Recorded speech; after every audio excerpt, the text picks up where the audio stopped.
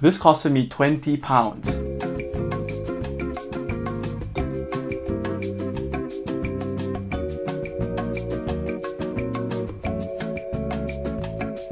So the Asics 10K was yesterday. I'm still feeling the buzz from the race. So my previous time was 48:22 and I brought that down to 43:35, which is just under a 5-minute PB in a bit over 4 months. So the months before this training block, I was kind of doing base building. I was back home in Malaysia, so all my paces were kind of like had to be slowed down because of the heat and humidity, but it had to be done because my heart rates was sky high. Anyways, a month of base building, like just keeping the legs ticking over, nothing too crazy. And then came back to London, went to Nice for a week. Absolutely nothing productive was done there. I did one run, but other than that, nothing too crazy. I had 5 main workouts leading up to this race. The first workout was kind of to introduce me to the pace I was planning to go.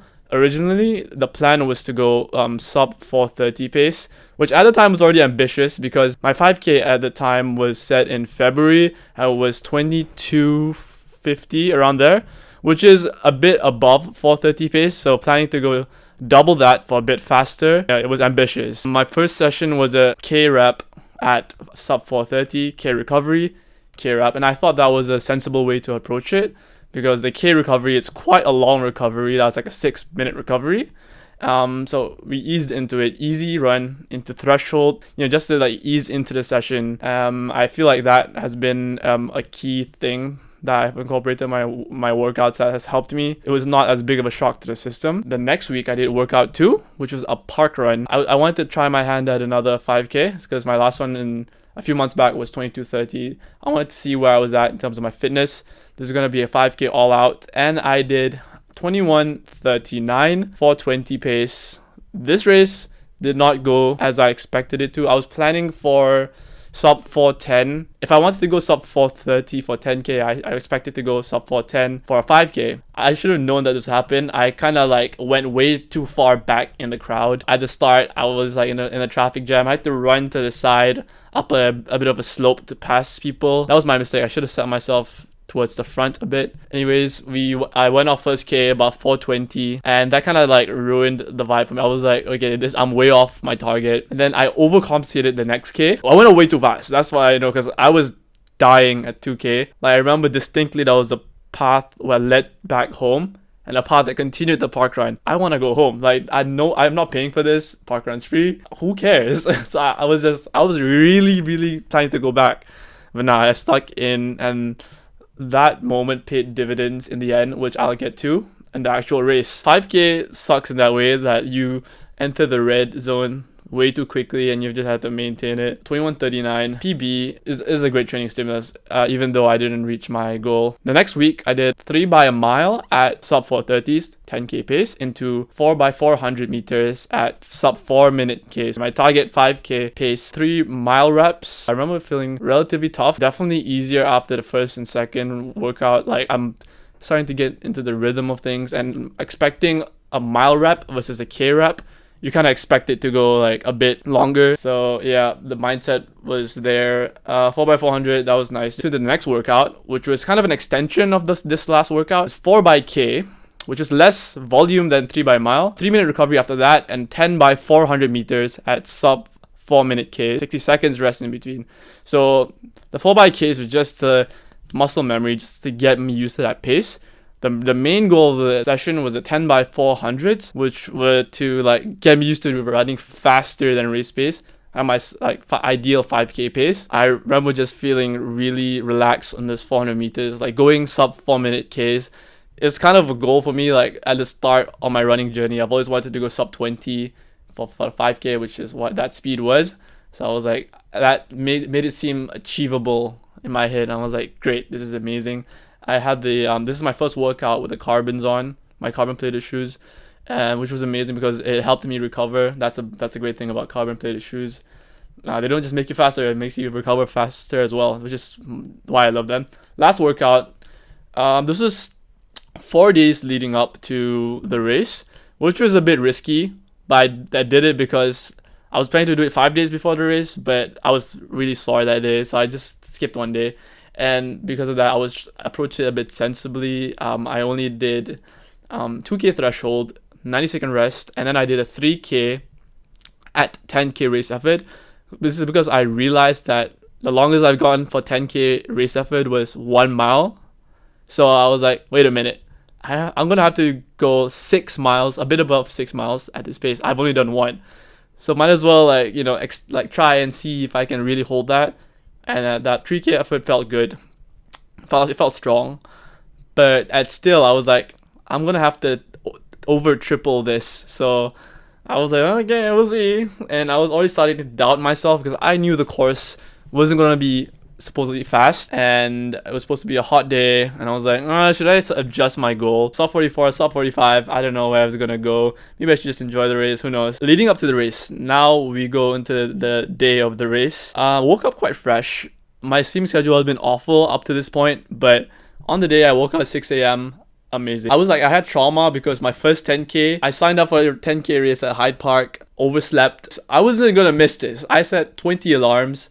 I woke up fresh, had a bagel 3 hours before. Journey to the start, that was a bit problematic. I left a bit early because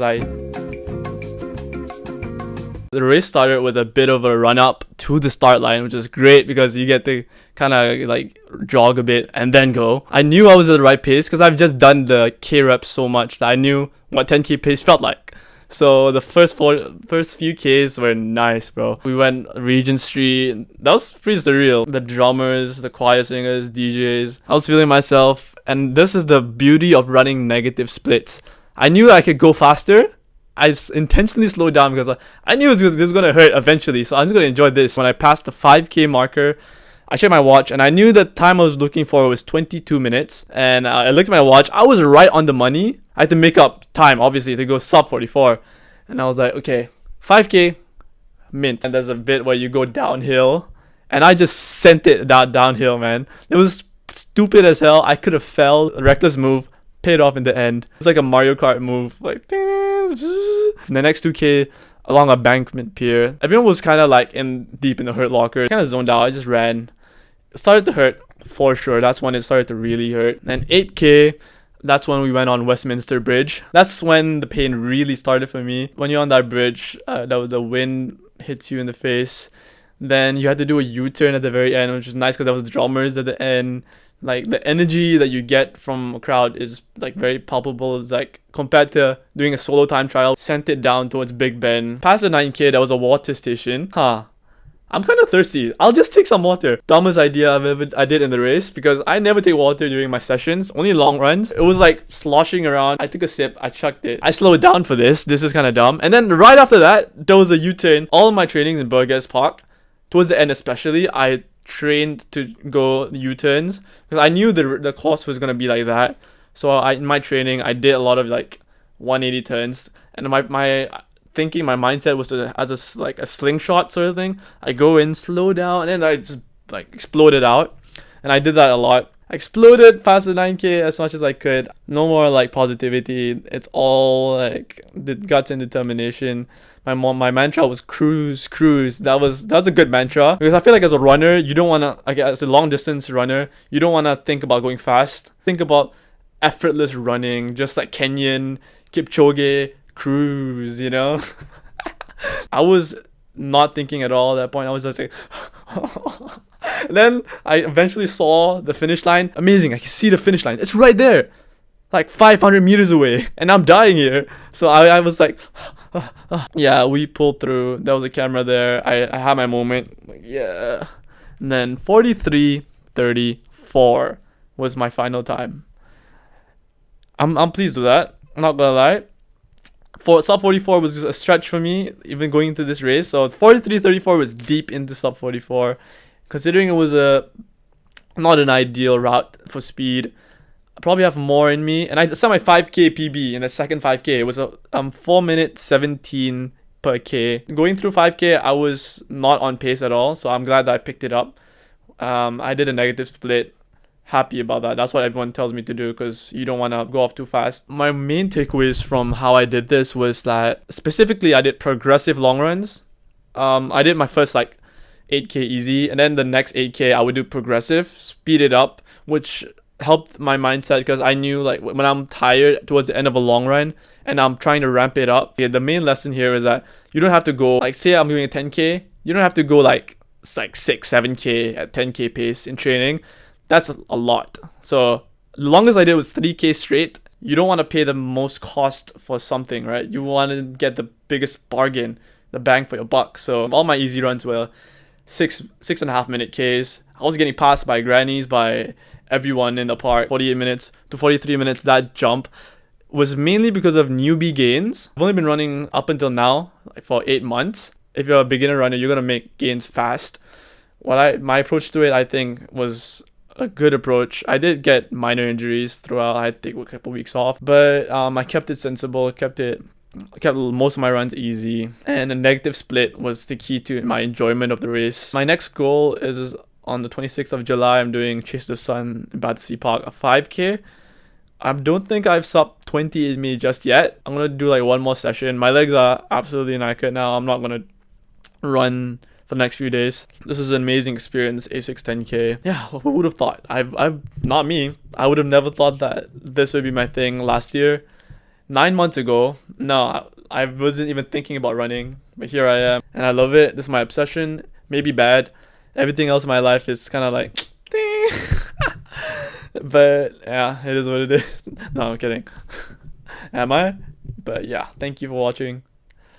Yeah, hopefully your 10K race goes well if you're watching this for your race.